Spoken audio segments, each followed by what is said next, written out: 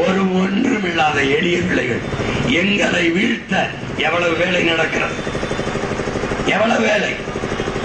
அதிமுக காரர்களிடத்திலே போய் நீங்கள் ஓட்டை போட்டு சீமானை வளர விட்டு விட்டீர்கள் என்றால் அடுத்து உங்களுக்கு போட்டியாக வந்துள்ளார். பிஜேபி நீங்கள் உங்கள் ஓட்டை அவருக்கு போட்டீர்கள் என்றால் உங்களிடம் காலியாகிவிடும். இப்போதே பெரியாரை பேசிவிட்டு பெரியார் மண்ணில் அவருக்கு அதிக ஓட்டு விழுந்தால் என்ன? அதனால் நோட்டாவுக்கு கூட போடுங்கள், மைக் சின்னத்துக்கு போட்டு விடாதீர்கள். இப்படி ஒரு கட்சி உலகத்தில் எங்கேயாவது இருந்ததுண்டா என்று பாருங்கள். நீங்கள் தான் பெரிய கட்சி ஆயிடுச்சு, அதிகாரத்தில் இருக்கிறவர்கள் ஆயிடுச்சு. இந்த சின்ன பசங்களுக்கு பயந்து நடுங்கி 1000-500 காசை கொடுத்து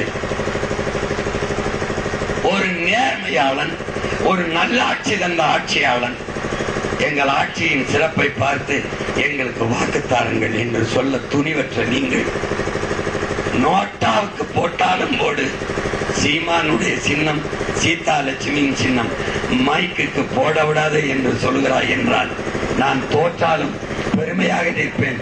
உனக்கு அந்த பயம் இருக்கட்டும். இன்றில்லை என்றாவது ஒரு நாள் நான் வெல்லுவேன். உங்க கூட்டத்தை என்ன பண்ணுவேன்னு அன்னைக்கு நீ பாரு.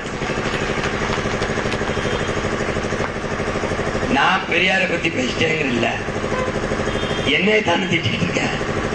இதே மாதிரி நின்று பெரியார் இந்த மண்ணுக்கு மக்களுக்கு நீ இவ்வளவு செஞ்சிருக்கார், பெரியார் இதையெல்லாம் பேசியிருக்கார், பெரியார் இப்படியெல்லாம் பேசியிருக்கார், பெரியார் இப்படியெல்லாம் மக்களுக்கு செஞ்சிருக்கார். இது ஏறி ஒரு நல்ல ஆத்தாள பொண்ணு பிறந்தவங்க பேசுறான்.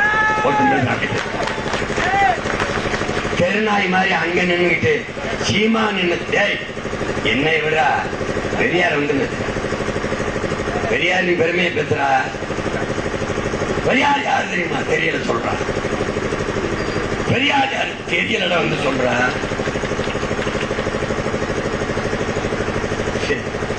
போடா, தூக்கிட்டு போடா.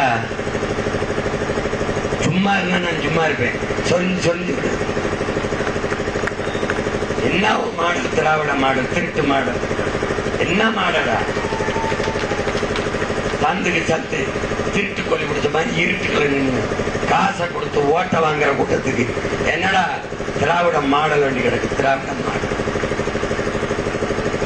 எத்தனை நாளைக்கு இந்த வேலையை செஞ்சுவே நீ?